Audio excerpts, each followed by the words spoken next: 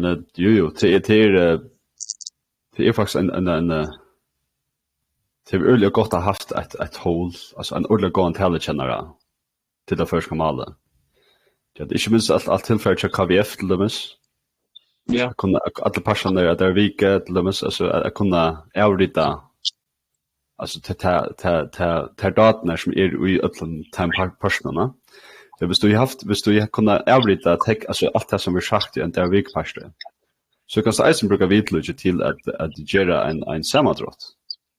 Alltså så du kan faktiskt ta alla personer alltså av där vikdömes, det är ju vika. Och bara avrita allt som är sagt och be vidlugge göra en sammandratt och bara köra det ut alltså och knyta det till en past. Så nu kan du inte gå söka efter nökron av KVF.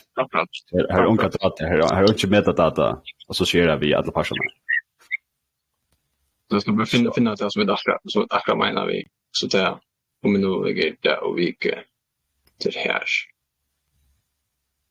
Som hela du har en överskrift bara av kvad det och vad vi är men allt annat är bara jag tror två men annars är det där vi och ingen sammanträffar och ja jag känner faktiskt inte har om ja så det ena som vi har och kommer vi till en dag ja det är faktiskt ta hövs så ska man säga hövsportalen till för vecka gång för i första samfällan det är som det är stats tujent ja och det är inte ja alltså det är simpelt inte alltså det är bara beinleis HTML alltså det är bara alltså en ev-texter och det är samma QFR och alltså ett dato och det där ja det på det sitter på annat ja det är att jag just vet jag måste prata via en sparbeter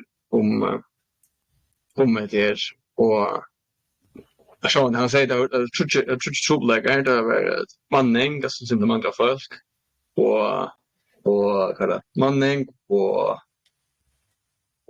hinkar så det här ska hänga sin samman men alltså pengar och så var det lätt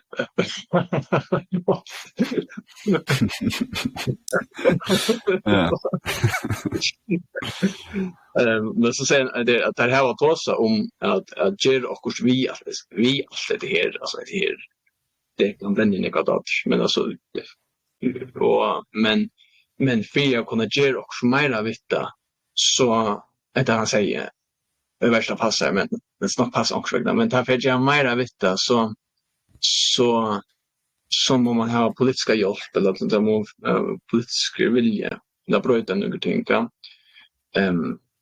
så akkurat kvad är det som krävs för få det till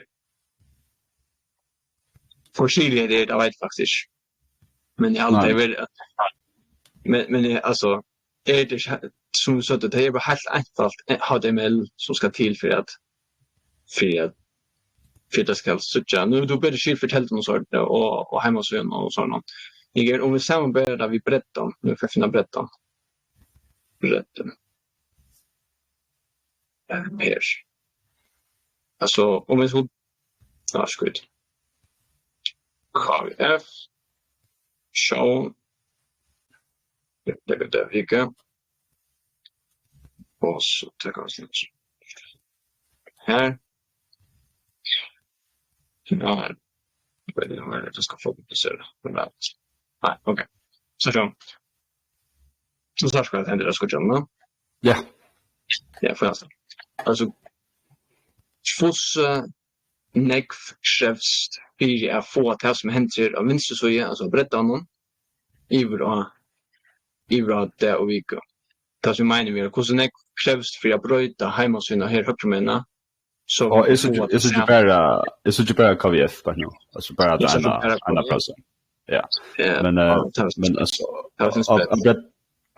Breton center väster och vad sen det är så ja alltså till ska jag inte till Vilka? Så hvis vi prøver for en Dervik past. Nej, det är bra. Alltså det är faktiskt bara HTML vid DMX som ska brödas. Alltså bara plaffa den. Alltså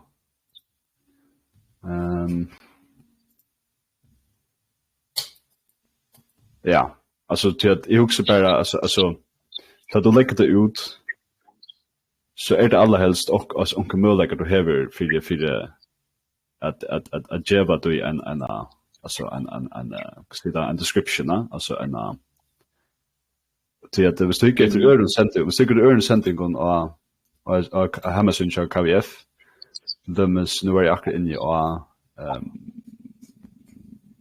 en error sending så har vi där en analysing en description under går en pasta du kan säga namn ju pasta där så det är förstå jag kan sända lunch i chatten så finner jag lunch här.